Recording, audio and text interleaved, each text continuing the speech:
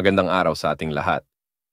Sa mga viewers ngayon, humihiling po ako ng suporta bilang pag-like and share ng videong ito. At panoorin na rin ang mga YouTube ads. Halina't atin nang panoorin ang pangangaral ni Brother Eli Soriano. Yung pong iniwang topic noon ay ukol sa alin ang ililigtas. Yun po ay bunga nung tanong ng isa nating magulang noon diyan na ang sabi niya kung may kaligtasan, alin ang dapat iligtas sa tao? Yung bang katawan, kaluluwa o espiritu? Unang-una sa lahat, alamin natin, alin kaya ang ililigtas? Kung tayo maliligtas, supposing na maliligtas ako, kayo. Alin sa ating, yung salita kasi ililigtas merong object na ililigtas Kasi may pagliligtasan, ililigtas sa parusa. Alin ang ililigtas sa parusa? Maaaring yun po isang vital question. And it is a valid question concerning the doctrines of the scriptures. Valid question yung itanong ng tao, yung alin ang ililigtas. Sapagkat sa Biblia ko, meron tinatawag na tatlong kalagayang sinabi sa Ebanghelyo ni Cristo. Doon po sa unang Thessalonica 5:23. Ito, pakinggan nyo.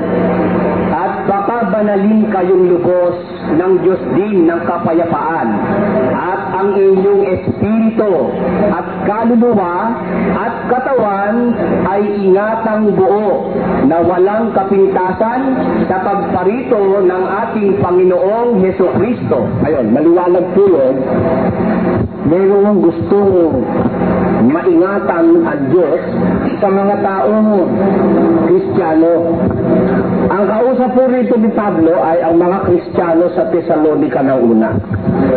Ang sabi na ang inyong wikang katawan, kaluluwa at espiritu ay ingatang buo hanggang sa pagparito ng ating Panginoong Hesukristo. Ngayon, doon po sa sinabi niya na yun na katawan, kaluluwa at espiritu, meron pong dapat tayong mapansin doon. Iba yung katawan ayon sa Biblia. Iba yung kaluluwa at iba rin yung espiritu. Gusto ko pong talakayin sa inyo para magliwanag sa atin kung alin ang ililigtas. Doon sa tatlong binanggit ni Apostol Pablo, alin po rin ang nakakailangan ng kaligtasan? Katawan, kaluluwa o espiritu? Bakit po natin tinatanong ang bagay na ito, mga kapatid? Kasi kung hindi natin malalaan, magkakaroon tayo ng halo-halong misconception kagaya na nangyayari sa ating kinagis ng pananampalataya. Yung kaluluwa raw ay pag todo los santos liligid-ligid galing sa purgatorio at humingi ng awa dito sa tagalupa. Ipagmisa o kaya libusan. Kami kaluluwa kami tambing sa purgatorio ng galing. Sabi, kung kami po nilimusan, dali-daliin sulamang. Tapos, baka kami mapagsarhan ng pinto ng kalangitan. Therefore, we were made to believe na yung kaluluwa is something na naglilibot-libot, isang bagay na nasa impyerno o nasa purgatorio, para bang may station siyang pupuntahan, purgatorio, tapos from purgatory, magpupunta siya ngayon sa langit kung ipagpapamisa siya. Kung hindi siya masyadong ipagpapamisa at hindi siya maaalaala ng kahit na sino, nanganganib na habang panahon siyang nasa purgatorio. Wala ko tayong ipiksakta ng kalooban sa ating sinasabi. Kasi it implies, mga kababayang Katoliko, mga members and officers, laymen of the Catholic hierarchy in the Philippines. We are obliged to believe or to, let's say, by implication, pag hindi mo ikilag sa misa, something harmful will happen to the soul in purgatory. The need for mass or prayers implicates that it can help in the suffering of souls in purgatory.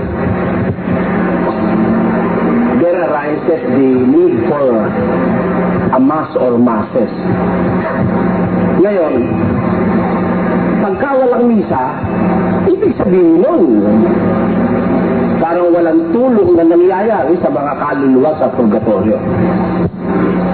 Kaya ang ating masasabi, mga kapatid, kung tayo po nag-iisip sa ating pinaniniwalaan, siguro makikita natin ang importansya ng pag-aaral at pagsusuri.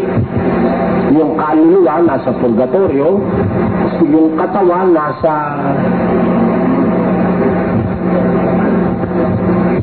nisyo, na kung minsan nananakaw pa rin ng mga sabihin na natin, baka kasabwat yung sepulturero sa pagnanakaw ng mga ngipin ginto, yung mga minsan pinupukpuk daw yung martilyo, makuha lang yung ayun. At yun namang espiritu niya para bang isang bagay na bibitin-bitin naman sa mga punong kahoy. At yung espiritu na yon, pag napaglihingan daw ng isang naglilihi, kakainin yung bayabas, nakakain yung espiritu. Ipapanganak muli yung tao. Yun ang tinatawag namang reincarnation. Reincarnation na pinaniniwalaan hindi lang ng mahihirap, hindi lang lalong maraming respetadong tao sa buong mundo. Halos 1 bilyon at kalahati sa mundo naniniwala sa doktrina ng reinkarnasyon. Na yung espiritu ng tao pumupunta sa mga halaman saka sa mga hayop. Pag kinain mo yung prutas, kung makakain mo yung espiritu, papanganak uli, mabubuhay na naman siya uli sa mundo. Yun ang reinkarnasyon. Turo po yan ni Buddha, turo yan ng Zen, at saka turo yan ng Zoroastrianism, kung di ako nakakalimot. Kasama yata ang Zoroastrianism dyan sa doktrina ng inkarnasyon, reinkarnasyon. Dahil dito sa dalawang o sa tatlong bagay na ito, nagkaroon ng malaking confusion ang maraming tao sa mundo. Yung salitang katawan, kaluluwa at espiritu. Marami mong espekulasyon dyan. Para kay Mike Velarde, narinig ko minsan, tinuit ko, ang kaluluwa yung isip. Sinabi niya po yan sa isang live television program. Ang kaluluwa raw yung kaisipan. Agad ko namang naisip yung sinabi sa Biblia na paglingkuran mo Diyos ng buong kaluluwa mo, buong pag-iisip mo, buong lakas mo. Ba, lalabas naman magkaiba yung isip at saka yung kaluluwa dahil binabanggit dun eh. Sabi ko agad siyang maligo sa sitas na yun, ano? Pero hindi natin siya hahatulan. Malay mo. Titignan mo natin, we'll examine different religious beliefs in the light of the scriptures. O ano talaga yung tinatawag na ililigtas? Kasi usapan tayo ng usapan ng kaligtasan, baka hindi natin alam kung ano yung ililigtas. Kung baka akala natin, ililigtas ito, mahal na mahal natin ito. Ando ng manicure, sa una bath. Ito talagang hindi madapuan ng lamok na we cherish ourselves, our body. We love it more than anybody else. or more than anything else in the world. Yung may pananaw na sinasabi ni Satanas na ang tao mahal niya talaga yung kanyang sarili, kanyang katawan. Makikita niyo rin po yan mamaya. Kaya alamin natin, alin dito sa mga bilanggit ni Pablo sa unang Tesalonica 5:23 ang nangangailangan ng kaligtasan. Alamin natin ang buong kabuuan ng tinatawag na tao. Umpisaan na po natin ang ating pagsusuri. Ano yung katawan? Kasi katawan, kaluluwa, spirito. Una po natin agad na isipin o alamin sa Biblia, ano ba yung katawan? Kung Biblia ang pag-uusapan, yung katawan natin, ano yun? Pakinggan nyo sa 2:26 ni Santiago, ganito nakasulat. Sapagkat kung paano ang katawan na walang espiritu ay patay, ay gayon din naman ang pananampalataya na walang mga gawa ay patay. Kung paano ang wika ni Santiago na yung katawang walang espiritu, patay. Gayon din ang pananampalataya walang gawa ay patay. Therefore, maliwanag, yung katawan, hindi yun yung espiritu. Those are two separate entities. Iba ang katawan sa espiritu. Sapagkat yung katawan, pag walang espiritu, patay. Gaya ng pananampalatayang walang gawa ay patay. Kaya ang pananampalataya ng maraming Baptist, patay. Hindi naman lahat. May Baptist kasi tayo ngayon ditong bisite. Sabi kasi ng mga Baptist, hindi na raw kailangan ng gawa, ang mabuting gawa. Lahat daw ginawa na ni Jesus sa krus. At kung ginawa na ni Jesus sa krus, hindi na natin kailangan gumawa ng mabuti. Ligtas tayo kahit walang gawang mabuti. Ibig sabihin nun, ligtas tayo kahit tayo patay. Ang katawang hiwalay sa espiritu ay patay, gaya ng pananampalatayang hiwalay sa gawa ay patay. Butan nyo? Kaya, dito sa terminong ito, iba po ang pakilala ng Biblia dun sa katawan sa espiritu. Yung espiritu ang nagbibigay buhay sa katawan. Iwalay mo yung espiritu sa katawan, katawan pa rin yun, kaya lang ay patay. Anong katunayan sa Biblia ng inyong espiritu? Yun ang nagbibigay ng buhay doon sa katawan. Pakinggan nyo. Ang espiritu nga ang bumubuhay.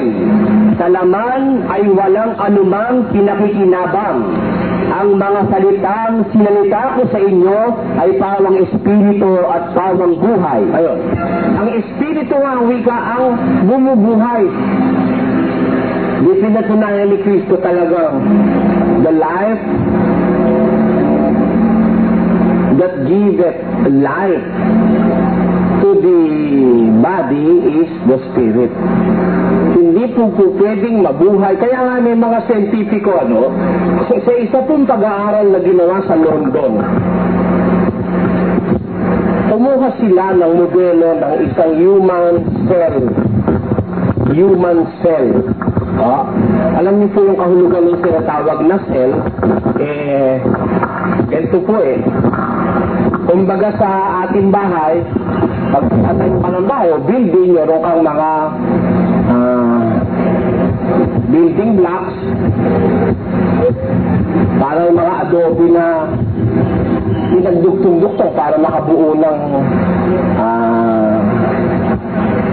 pader o kaya yung pinakadingding ng bahay. Bawat isa po rito, ito katumbas yung sinasabi na cell o cellula. Kumuha sila ng modelo ng isang cellula ng tao. Kumuha sila sa laman. By the way, ang ating pong katawan ay binubuo humigit kumulang ng 3 trillion yatang cells. Ngayon, kumuha sila na isa, nilagay nila sa laboratory, nag-examine nila yung exact proportion ng mga chemical, ng iba't ibang mga sangkap na tinatawag na cell. Gumawa sila ngayon ng katulad ng isang cell ng tao. Yung exact oxygen, water, hydrogen content, lahat ng mga nandun sa cell ng isang tao. Hindi mga nila eksakto, nakopya naman nila. Ang pinagtataka nila, after supplying all the necessary nutrients, yung cell na ginawa nila, walang buhay. Hindi nila malagyan ng buhay, hindi nila mabuhay yung cell. Kaya doon sila huminto. Knowing that life does not come from the exact proportions of nutrients and material content of a cell. Hindi doon kumuan doon lahat buhay na, no? Napatunayan nila somehow, meron palang isang hindi nila kayang gawin. Yung bigyan ng buhay, yung cell na ginawa nila sa isang laboratorio. Pinatutunayan po ni Cristo yun, at ni Santiago, na ang katawang hiwalay sa espiritu ay patay. Ang espiritu ang nagbibigay buhay. Hindi po ang eksaktong pagkakasangkap-sangkap ng mga sustansya o ng mga elemento ang bumubuo ng buhay. Yun po isang bagay na sobrenatural. Something that is supernatural. At yun po ay ang espiritu. Therefore, pag nakakita ka na po ng isang katawang naglalakad, ibig sabihin, simply, may espiritu yun. Hindi po ba? Alisin na espiritu, patay. Pero pag lumalakad yung katawan, may espiritu. Ngayon, yung espiritu, doon po nagkakamali ang marami. Akala nila, pag may espiritu na ang tao, espiritu na agad ng Diyos yun, na banal. Dalawang klase po ang espiritu ng Diyos. Isang espiritu na nagbibigay ng buhay sa laman. At isang espiritu na hindi nagbibigay ng buhay sa laman, kundi espiritu nagpapabanal sa laman. Ngayon, ganito po ibig ko sabihin nun. Ang kriminal, yung bibitayin sa silya elektrika, may espiritu po ba yun o wala? Meron. Yung kalabaw, meron po yan. Meron po yan. Kaya nga sabi ko minsan kasi nagpasalamat si Brad Dick doon sa Pampanga. Naghanda siya, 2 baka pinatay. Yung papatay na ng matadero, sabi ko, paano kayo kung magpatay ng baka? Sabi ko ng matadero, pinupukpok namin ng ulo, hindi ba ako mamamatay yun? Hindi ka, aalisin lang ang malay tao, tapos kasasaksakin. Sabi ko, ano? Malay tao, hindi naman tao yung baka yun Malay baka siguro ka ako. Aalisin yung malay baka, tapos pag wala ng malay baka, at saka sasaksakin. Iba yung malay tao sa malay baka. Ano po ibig ko sabihin? May malay na nagbibigay ng buhay sa baka. May espiritu ba ang baka o wala? Basahin po natin sa Ecclesiastes. Ganito ating mababasa. Sapagkat ang nangyayari sa mga anak ng mga tao ay nangyayari sa mga hayop. Sa nakatigbagay, isang bagay ang nangyari sa kanila. Kung paanong namamatay ang hayop, gayon namamatay ang tao. Oo, silang lahat ay may isang hininga. At ang tao ay wala ng karangalang higit sa hayop. Ayun. Sino nakakalam kung saan pupunta yung espiritu ng hayop? Lahat ay nagsisiyaon sa isang dako. Lahat ay buhat sa alabok. At lahat ay nangauuwi sa alabok muli.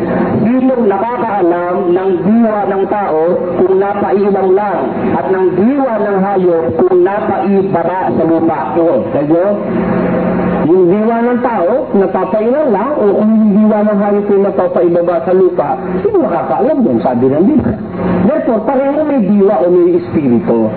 Mapahayop, mapatao, may espiritu. Tandaan niyo po yan. At yung espiritu na yun, isang hininga. Pakiulit yung tinatawag na isang hininga, kapatid na. Oo, silang lahat ay may isang hininga. Kanyo? Hayop, tao, pareho lang ang hininga niyan eh. Diba? Even if you are going to examine this scientifically, pareho naman talagang isa lang ang hininga ng hayop at saka ng tao eh. We all inhale oxygen and we exhale carbon dioxide. Diba? Unlike the plants and other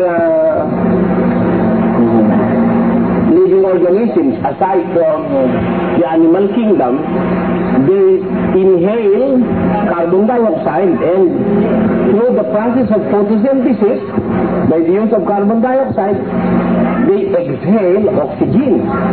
Ano po ang ibig kong ipakita rito? Tama ang sabi ni Solomon, saan man natin dalhin, isa ang hininga ng hayop at saka ng tao. Yung diwa ng hayop, ng hininga, yung buhay ng hayop, yung ding diwa na yon ang ikinabubuhay ng tao. Ang tawag po sa Biblia nung sa diwa ay espiritu. Tingnan niyo, kung alin yung diwa o espiritong bumubuhay sa tao at sa hayop. Sa Job 12:3, ganito po ang nakasulat. Sapagkat ang aking buhay ay buo pa sa akin, at ang espiritu ng Diyos ay nasa mga butas ng aking ilong. Sabi ng Biblia, ang buhay ko'y buo sa akin. Ang espiritu ng Diyos nasa mga butas ng aking ilong. Tanyo, asan mo yung espiritu ang bumubuhay sa tao? Nasa butas na ilong. Sabihin na iba, ang babaw naman eh, doon talaga. Yun ang bumubuhay, yung hangin eh, yung espiritu na nasa butas ng ilong ng tao. Di ba, naintindihan niyo po ba yung sinabi sa Hilesis, natatandaan niyo? Pakinggan niyo sa 2:7. Babasa po tayo. At inalang ng Panginoong Diyos ang tao sa alabok ng lupa, at hiningahan ang kanyang mga butas ng ilong ng hininga ng buhay. At ang tao ay naging kaluluwang buhay. Ayun, hininga ng buhay ang tawag sa Hinesis. Ang tawag naman kay Job, Espiritu ng Diyos. Nasa butas ng aking ilong.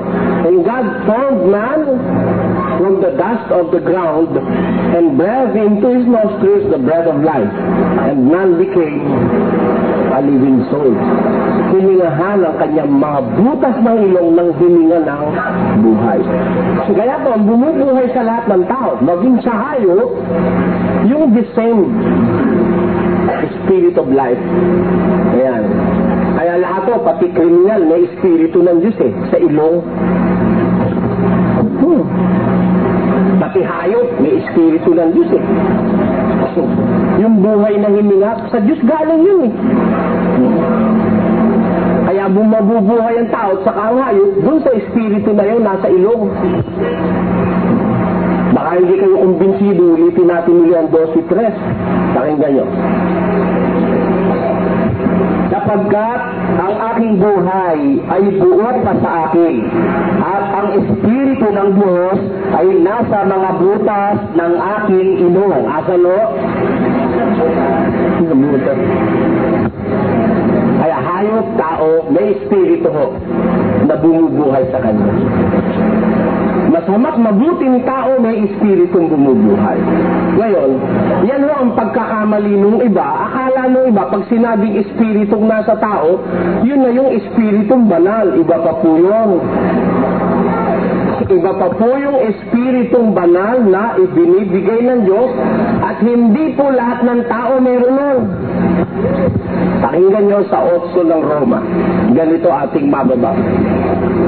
ang Espiritu rin ang nagpapatotoo kasama ng ating Espiritu na tayo'y mga anak ng Diyos. Ilan ng Espiritu yung nandyan? Ulitin po natin kung ilang Espiritu ang nabasa. Ang Espiritu rin ang nagpapatotoo kasama ng ating Espiritu na tayo'y mga anak ng Diyos. May Espiritu na tayo. Meron pang sumasama dun sa Espiritu natin, may lumalakit pa. Alin yun? Yun naman ang Espiritu ng Diyos na banal. Yung pag lumakit yung Espiritu ng Diyos sa ating Espiritu, yun ang nagpapatotoong tayo'y mga anak ng Diyos. Bakit? Meron mo kasing tao, ang kalakip niya hindi Espiritu ng Diyos. Buhay siya, hindi kilos siya. Pero ang kasama niya hindi Espiritu ng Diyos. Tingnan niyo kung sino kasama niya. Sa 8 ng Lucas. At nangyari, pagkatapos ng kaunting panahon, na siya'y naglalakad sa mga bayan at sa mga nayon, na ipinangangaral at dinadala ang mabubuting balita ng kaharian ng Diyos. At kasama niya ang 12 at ang ilang babae na pinagaling sa masasamang espiritu at sa mga sakit. Si Maria na tinatawag na Magdalena, na sa kanya'y 7 demonyo ang nagsilabas. Meron ng tao kasama hindi Espiritu ng Diyos. Buhay siya. Meron siya Espiritu sa ilong, sa Diyos din yun. Pero buhay man siya at may Espiritu siya ng Diyos sa ilong, na ikinabubuhay niya. Pero ang kasama Espiritu ng mga demonyo. Yung mga anak mo ng Diyos, yun lang ang may Espiritu ng Diyos. Meron ng tao kasama hindi Espiritu ng Diyos. Buhay siya. Meron siya Espiritu sa ilong, sa Diyos din yun. Pero buhay man siya at may Espiritu siya ng Diyos sa ilong, na ikinabubuhay niya. Pero ang kasama Espiritu ng mga demonyo. Yung mga anak mo ng Diyos, yun lang ang may Espiritu ng Diyos. Ngayon, maraming tao nagkalat sa daan, Espiritu ng demonyo ang dala. Naniniwala ko kayo ron? Malay natin, baka dito meron ding mga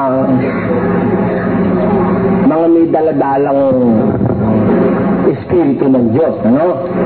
Hindi rin natin alam kung meron din dito may daladala na huwag naman kayong magagalit. Ganun mo talaga kasi, dalawang klase ng taong nabubuhay sa mundo. Isang taong sa Diyos at isang taong sa demonyo. Yung sa demonyo, natural ang dala mo yung espiritu ng demonyo. Yun ang umaakay sa kanya. 8:44 uniform. Kagayon sa inyong amang Diablo. Meron po bang anak ng demonyo? Meron.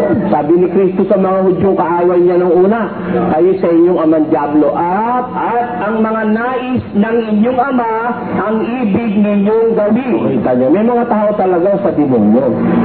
Pero huwag kayong mag-alala, kahit na tayo sa demonyo, pwede tayong pabutihin ng Diyos.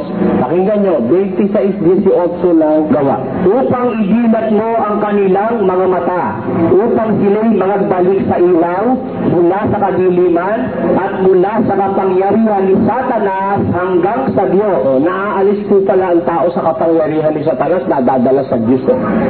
Nasa ating din yun eh. Kung gusto nating magpaalitin kay Satanas, mananatiling ang nasa ating espiritu ng demonyo.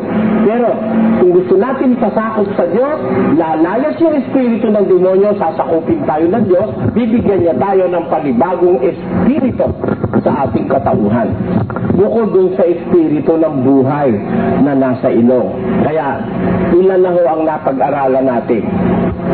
Katawan at espiritu. Dalawa na, no? Eh, ano naman yung kaluluwa? Kung may katawan, may espiritu, eh alin po yung kaluluwa? Pakinggan nyo, sa 2:7 babalik po tayo sa Genesis. At nilalang ng Panginoong Diyos ang tao sa alabok ng lupa. Alin mo yung nanggaling sa alabok? Bubugay yung katawan, ano?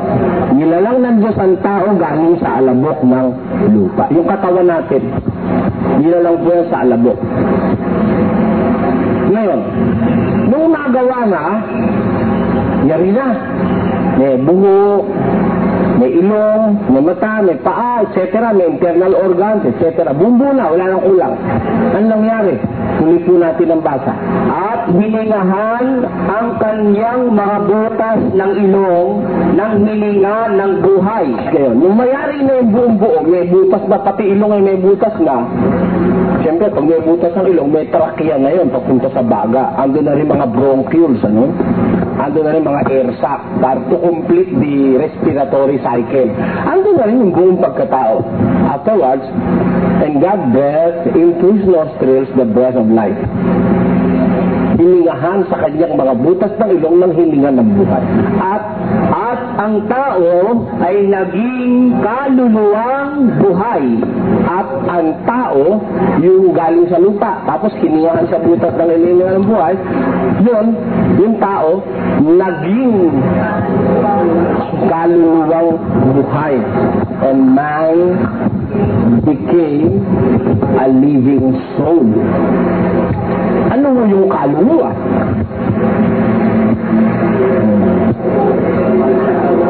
Ngayon ang usapan. Sa Katoliko, yung kaluluwa, yun daw yung espiritu. Na pag namatay, aalis, parang nakakumot na puti, yun daw yung kaluluwa, yung espiritu. Iba po. Iba. Bakit iba? Eh sabi, katawan, kaluluwa, espiritu. Tatlo eh. Iba yung espiritu sa kaluluwa. Pakinggan nyo sa 4:12 ng Hebreo. Kapagkat ang salita ng Diyos ay buhay at kabisa at matalas kaysa alinmang tabak na may dalawang talim at bumabaon hanggang sa paghiwalay ng kaluluwa at espiritu. Pareho ba yun? Yung palang kaluluwa at espiritu na paghihiwalay ng salita ng Diyos eh. Ang salita ng Diyos ay buhay, mabisa, matalas pa kaysa alinman tabak na may dalawang talim, na bumabaon hanggang sa paghihiwalay ng kaluluwa at ng espiritu. Therefore, impliedly speaking, iba yung soul sa spirit. Because the spirit can be separated from the soul. Tingnan niyo ang pagkakagamit ni San Pablo hanggang sa paghiwalay ng kaluluwa at ng espiritu. Kaya magkaiba ang kaluluwa at espiritu. Eh, alin ang kaluluwa? Eh, di balikan uli natin ang Genesis.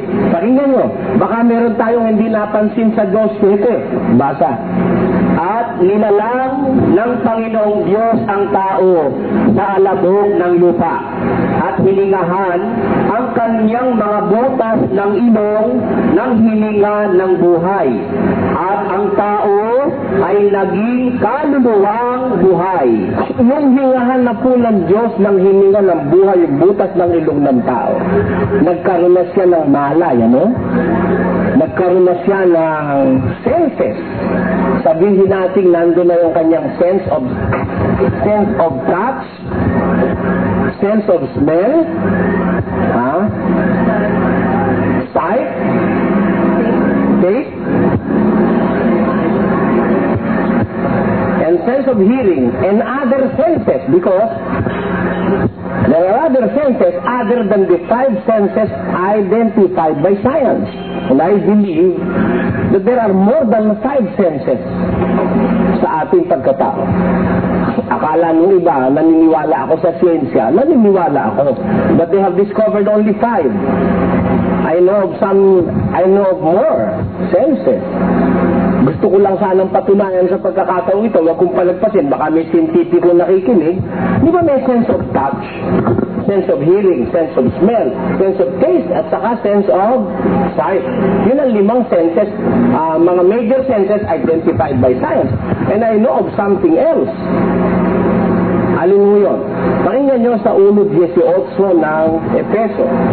Yamang naliwanagan ang mga mata ng inyong puso upang maalaman ninyo kung ano ang pag-asa sa kanyang pagtawag. Naniniwala po kayo may mata yung ating puso? Sabi ni Pablo, naliwanagan, sabi niya sa mga Kristiyano, sa Efeso, naliwanagan yung mga mata ng inyong puso. Sabi, buksan mo naman ang puso, wala ka naman makita ang mata ron. Pero ayon sa Biblia, may mata puso. Sino ang doktor dito nakapag-opera na ng open heart operation? Nakakita na ho kayo ng mata sa puso? Wala pa akong alam na report sa lahat ng medical journal worldwide na mayroong nagbukas ng dibdib at nakita yung mata sa puso. Meron tayong sense of sight. Pero there is another sense. Yung sense of sight ng puso. Ano klaseng sense yun? Nararamdaman nyo yun, nararamdaman ko yun. Minsan, nagkakaramdaman tayo kahit di tayo nag-uusap eh. Bakit? Pakinggan nyo sa kawikaan. Kung paano sa tubig ang mukha ay sumasagot sa mukha, gayon ang puso ng tao sa tao. Ayun. Kung paano sa tubig yung mukha sumasagot sa mukha. Diba? Humarap ka sa tubig. Wala pa kasing masyadong magagandang salamin noon eh, no?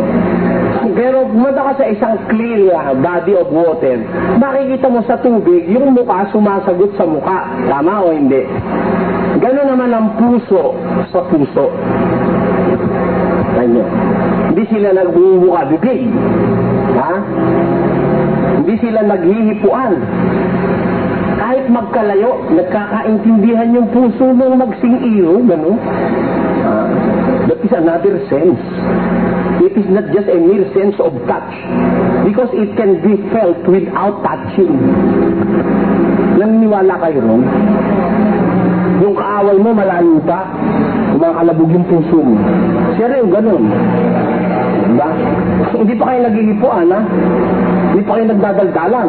Talagang kumakalabog na. Meron senses. Tama yun. More than the senses that was defined by science, meron pang mga ibang senses ang tao. Nung si Adan ay lalangin sa alabok, ano? Yung alabok nila lang, pinasyon, mula sa paa hanggang ulo. Tapos hininga ng butas ng ilong ng hininga ng buhay. Naging kaluluwang buhay. Merong mga inilagay ang Diyos, pagkatapos na ang tao'y mabuhay na, meron na siyang hininga, nilagyan ng Diyos ng mga sangkap, yun ang nagbuo para tawagin siyang kaluluwang buhay, living soul. Merong senses that is not physical senses. Meron po tayong more than our being, we have another being inside us. Hindi naman ho kasi kagaya ng paniwala ng tao, basta tao lang ng tao. Hindi ho, sa Biblia, mas malawak ang definisyon ng tao eh. Pakinggan nyo sa 4:16 ng ikalawang Korinto. Kaya nga, hindi kami nanghihimagol. Bagamat ang aming pagkataong labas ay pahina, ngunit ang aming pagkataong loob ay nababago sa araw-araw. In this verse, Paul is speaking of an inner man, sabi niya. Bagaman ang aming pagkataong labas, pahina na ng pahina. Patanda na siya, pagod na siya. Bagaman ito pagod na, ang aming pagkataong labas, pahina. Gayon man ang aming pagkataong loob, nagbabago, palakas naman ang palakas. Tingnan niyo, ha? Dito, Paul is teaching us something spiritual, something that is beyond the senses. Naniniwala kayo? That there are things beyond our senses. At yun ang nalalaman ng kaluluwa. Ang tao'y naging kaluluwang buhay. Maalam. Pag sinabi po kasing kaluluwa, doon lahat eh. Sama-sama lahat doon. Andun yung laman, buto, dugo, espiritu, senses, tapos yung values, yung lahat ng mga other things beyond the senses. Yun ho ang sinasabi sa Biblia, kaluluwa. Bumbong na ho pag kaluluwa eh. Pag sinabi mong katawan, hindi buo eh. Pag sinabi mong espiritu, hindi pa rin buo eh. Pag sinabi mong kaluluwa, buo na yun, kasama na lahat. Parang ganito. Pag sinabi mong Pilipinas, kasama ng Luzon, Visaya at Mindanao. Pag sinabi mo yung salitang kaluluwa, kasama lahat yun doon. Kasama po lahat. Andun lahat yung kamalayan, yung mga values na ibinigay ng Diyos sa isang tao. Wala ka nang isipintas, wala ka nang hahanap. Hindi sabihin, walang kulang pa. Pakinggan nyo sa unang Pedro 3, versikulo 20, na ng unang panahon ay mga suwain na ang pagkahinuhod ng Diyos ay nanatili noong mga araw ni Noe, samantalang inihahanda ang daong na sa loob nito'y kakaunti. O tinan niyo sa daong. Ilan ho ang nasa daong naligtas sa tubig, sa pamamagitan ng tubig? Ilan ho? Pakinggan nyo. Sa makapid bagay, sa makapid, samantalang inihahanda ang daong na sa loob nito'y kakaunti, sa makapid ay 8 kaluluwa ang nangaligtas sa pamamagitan ng tubig. Ilan ho ang naligtas?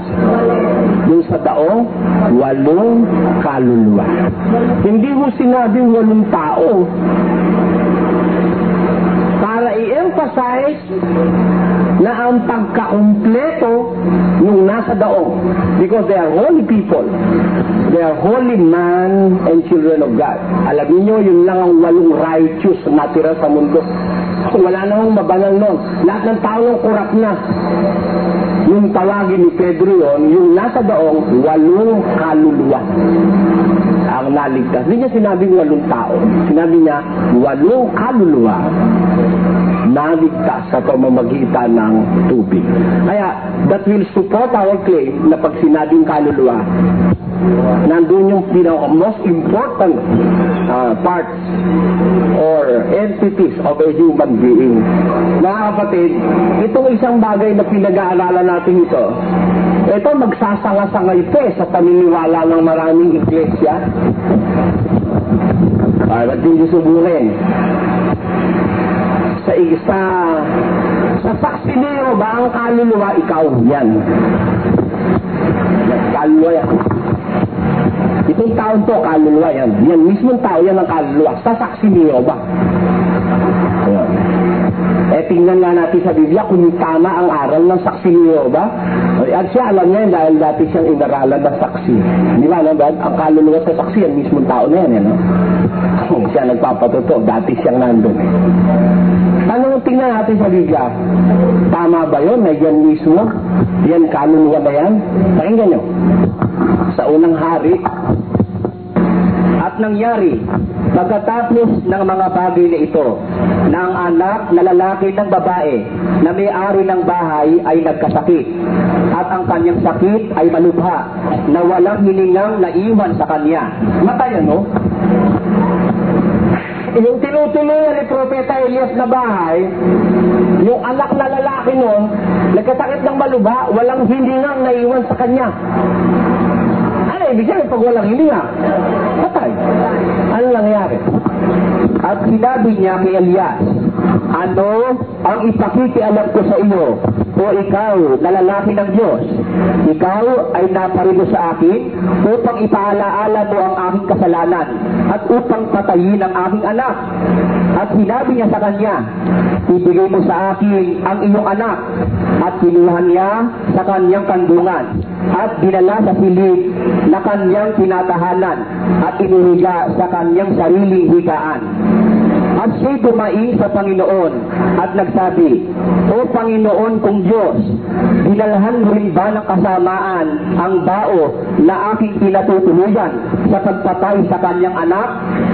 At siya'y umunat sa bata na makaitlog at dumaing sa Panginoon at nagsabi, O Panginoon kong Diyos, idinalangin ko sa iyo na iyong pabalikin sa kanya ang kaluluwa ng batang ito. Yung bata na lalaki, dinulatan ni Elias 3 beses. Dumalangin siya sa Diyos. Diyos, dinadalangin ko sa iyo, pabalikin mo sa kanya ang kaluluwa ng batang ito. Yung bang tao, yun ang kaluluwa, kagaya ng paniwala ng saksi. Eh kung yun na mismo, basta sabihin pabalikin ang kaluluwa. Ayun. Kaya maraming aral saksi Kasi hindi naman sila talaga saksi. Ang saksi, nakakita at nakarinig. So, kat wala ka namang nakita, wala kang narinig. Tapos, sasaksi ka. Kahit sa husgado, hindi ka tatanggapin. O, pumunta ka kay Judge, hindi ka tatanggapin sa... wala kang nakita, wala kang narinig. Paano? Hindi na nasa Biblia kung sino saksi. 39:41. Pakinggan. At mga saksi kami sa lahat ng mga bagay na ginawa niya sa lupain ng mga Hudyo at sa Jerusalem, na siya na may kanilang pinatay, na siya'y ibinitin sa isang punong kahoy. Siya'y muling binuhay ng Diyos ng 3 araw, at siya'y itinalagang mahayag, hindi sa buong bayan, kundi sa mga saksi na hinirang ng Diyos ng una. Sino yun? Sa makapigbagay sa amin na nagsikain at nagsiinom na kasalo niya pagkatapos na siya'y muling mabuhay sa mga patay. Sino ang mga saksing hinirang ng Diyos? Kami, ikaw, mga apostol, nagsikain, nagsinom, kasalo niya. Eh, ikaw kahit sa merienda, di ka nakasalo, paano ka naging saksi? Di wala ka namang nakita, di wala ka rin narinig. Paano ka naging saksi? Kaya yung aral nila, kung mo sila, hindi talagang saksi. Kalilikaw-likaw na kung hindi mo maintindihan kung saan pinagpupulot. Oh. Kasi, ngayon, kalimutan muna natin sandali ang mga saksit, medyo mabigat-bigat itong ating pinupuntahan, mga kapatid. Kaya yung po pala kaluluwa nung hingahan si Adan ng hininga ng buhay at ibinigay ng Diyos sa kanya yung kanyang wangis at yung kanyang larawan. Alam niyo kasi, hindi naman ang pagkakasulat ng Biblia, hindi naman po elaborately. Yan mo it was in fullness of brevity. Talagang brief na brief, malamang. Sabi ng Diyos, lalangin ng tao ayon sa kanyang larawan, ayon sa kanyang wangis. Nung bigyan niya na ng hininga ng buhay, yung nanggaling sa alabok na katawan, siyempre isinama niya na rin yung kanyang wangis at larawan. Oh, kaya yung tao, nung makumpleto na ang kanyang being, tinawag siya'y naging kaluluwang buhay. Kaya yung kaluluwa, yun ang kakumpletohan ng sinasabing nilalang ng Diyos na tao. Hindi basta tao lang. O ngayon, di kumpleto na. Nasira yung kumpleto, yung kaluluwa, no? Nasira. Alam niyo bakit ko sinasabing nasira? Pakinggan niyo sa Roma. Ganito ating mababasa. Sapagkat ang buong nilalang ay nasakop ng kawalang kabuluhan, hindi sa kaniyang kalooban, kundi dahil doon sumakop sa kanya sa pag-asa, na ang buong nilalang naman ay magiging laya mula sa pagkaalipin ng kabuluhan. Kaya ang buong nilalang naging alipin ng kabuluhan, nagkaroon ho ng degradation. Shall we call it degradation? Nagkaroon ng pagbaba ang kaurian ng kaluluwang buhay na ginawa ng Diyos, na tao. He have sinned and came fall short of the glory of God. Yung larawan ng Diyos na inilagay sa tao, yung kanyang wangis, naalis nung magkasala tao. Bakit? Ano nangyari? Pakinggan nyo. Sa 4:19 ng Efeso, ganito ating mababasa. Nasa kadiliman ng kanilang pag-iisip ay nangahiwalay sa buhay ng Diyos dahil sa kahangalang nasa kanila. Tingnan ninyo, sa kahadiliman ng kanilang pag-iisip, nahiwalay sila sa buhay ng Diyos. We were separated from the life of God. Yun bang ating kalagayan ngayon ay kagaya pa ng original creation? The original state of creation wherein God said that He is take man after their own image and likeness, no more. Nagkaroon ng pagbaba ng kaurian ng kalagayan ng tao. Ang tao po ay he fell short of the glory of God according to the Bible. Nasa Roma yun, di ba? Pakibasa. Sapagkat ang lahat ay nagkasala nga at hindi nakakaabot sa kaluwalhatian ng Diyos. Ang lahat ay nagkasala, hindi umabot doon sa kaluwalhatian ng Diyos. They came short of the glory of God. Yun bang dating kalagayan, yung exalted being that is called in the Bible as a man and a living soul is no more like in its original state of being. Naalis yung kanyang dating katangiang maluwalhati nang magkasala si Adan at saka ang kanyang mga naging anak. Kaya ang tao ngayon, nagkakaroon ng kabulukan. Nakakabulok. Pati atin naman nabubulok. Alam niyo ba pati kaluluwa ng tao, epektado rin dyan sa pagkabulok ng laman? Pakinggan niyo kay Pedro, ganito ang ating mababasa. Upang sa pamamagitan ng mga ito ay makabahagi kayo sa kabanalang mula sa Diyos, yamang nakatanan sa kabulukang nasa sanglibutan dahil sa masasamang kita. Na nakikipaglabang sa kaluluwa. Mga minamahal, ipinamamalig ko sa inyong tulad sa mga nangingibang bayan at nagsisipaglakbay na kayo'y magsipagpigil sa mga masasamang pita ng laman na nakikipaglaban sa kaluluwa. Tanyo yung masamang pita ng laman daladala natin. Kabulo ka ng hinaharap niyan eh. Pati kaluluwa nilalabanan niyan eh. Tanyo, kaya dalawang talata ilagay mo para kumpleto sila. Tignan ninyo, pati yung ating kaluluwa, apektado ng ating ginagawang mga kabulukan ng ating laman. Yung mga immoralities natin, yung infidelity, yung ating mga transgressions, yung ating masasamang kaisipan, yung ating masasamang nasa ng kalooban, yan ang imi-epekto sa kabuuan ng ating kaluluwa sa Biblia. Kaya alam nyo, nanganganib ngayon sa kapahamakan. Alin kaya ang nanganganib sa kapahamakan? Siyempre, nabubulok eh.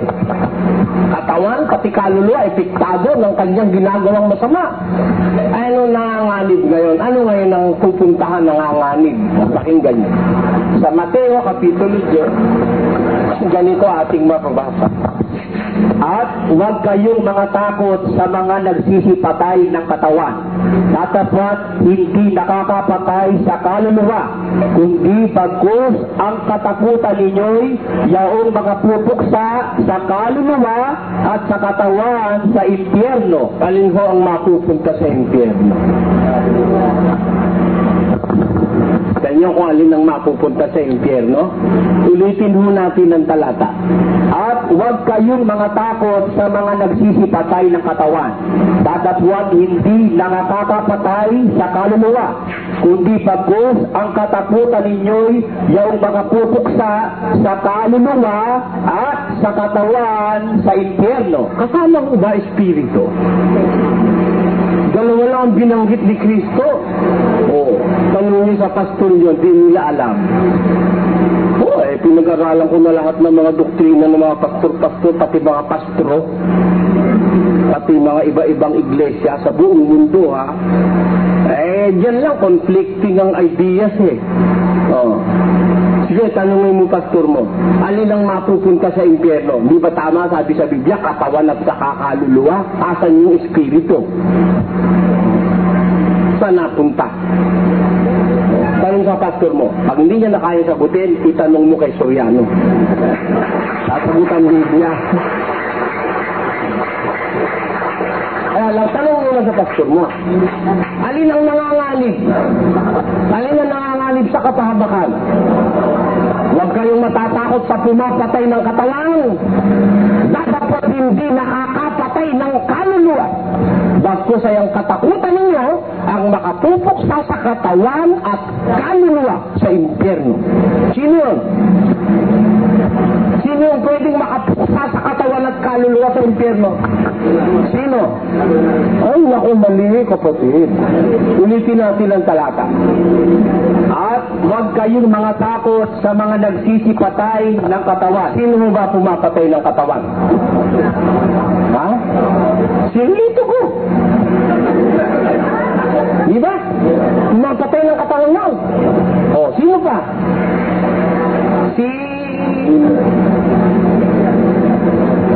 Yung Singapore. Di ba pinatay yung katawan ni Delia Maga at saka ni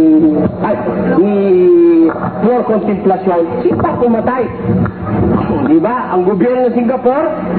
Oh, sino pumatay sa katawan ni Rizal? Ang gobyerno Espanyol. Kahit anong tago ang gawin nyo, gobyerno Espanyol ng iglesyang kinagis na natin ang pumatay kay Rizal. Tama o hindi? Kay Padre Gomez, 30 Pilipinong tumutol sa pamamahala ng Espanya. Sino pumatay? Padre Gomez, Burgos at Zamora. Sino pumatay? Oh, sabi ni Kristo sa mga Kristiyano, huwag kayong matatakot sa pumapatay ng katawan, dapat hindi nakakapatay ng kaluluwa. Bakos ang katakutan nyo, yung makapupuksa sa katawan at kaluluwa sa impyerno. Sino ba nagbubulit sa impyerno? Ang Diyos, hindi si Satanas. Kasama ang mabubulit si Satanas dun. Yung iba nagkamali sa pagbasa noon, ang nagbubulit daw sa impyerno, Satanas. Ba't ka matatakot kay Satanas? Huwag ka matatakot kay Satanas. Ang nakakapagbulit sa impyerno, ang Diyos. Pati si Satanas, ibubulit nga ron eh. Parang ganito. Si Pedro, hindi siya ang pinagtayuan ng iglesia. Hindi siya ang pinagtayuan. Kasama siyang itinayo sa ibabaw ng bato. At ang bato'y si Kristo, hindi si Pedro. Amen. O kaya, tandaan niyo mga kapatid, ang takot, dahil natakot tayo sa Diyos, siya ang may kapangyarihang pumuksa ng katawan at kaluluwa sa impyerno. O alin ang nanganganib sa kapahamakan? Alin? Katawan at kaluluwa sa kasama ang mabubulit si Satanas dun. Yung iba nagkamali sa pagbasa noon, ang nagbubulit daw sa impyerno, Satanas. Ba't ka matatakot kay Satanas? Huwag ka matatakot kay Satanas. Ang nakakapagbulit sa impyerno, ang Diyos. Pati si Satanas, ibubulit nga ron eh. Parang ganito. Si Pedro, hindi siya ang pinagtayuan ng iglesia. Hindi siya ang pinagtayuan. Kasama siyang itinayo sa ibabaw ng bato. At ang bato'y si Kristo, hindi si Pedro. Amen. O kaya, tandaan niyo mga kapatid, ang takot, dahil natakot tayo sa Diyos, siya ang may kapangyarihang pumuksa ng katawan at kaluluwa sa impyerno. O alin ang nanganganib sa kapahamakan? Alin?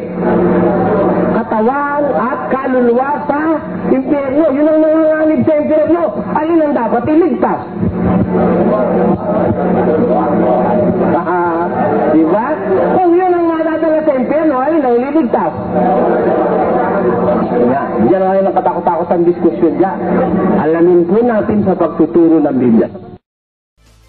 Maraming salamat sa mga nanood at sa mga hindi nag-skip ng mga YouTube ads bilang suporta sa aking channel.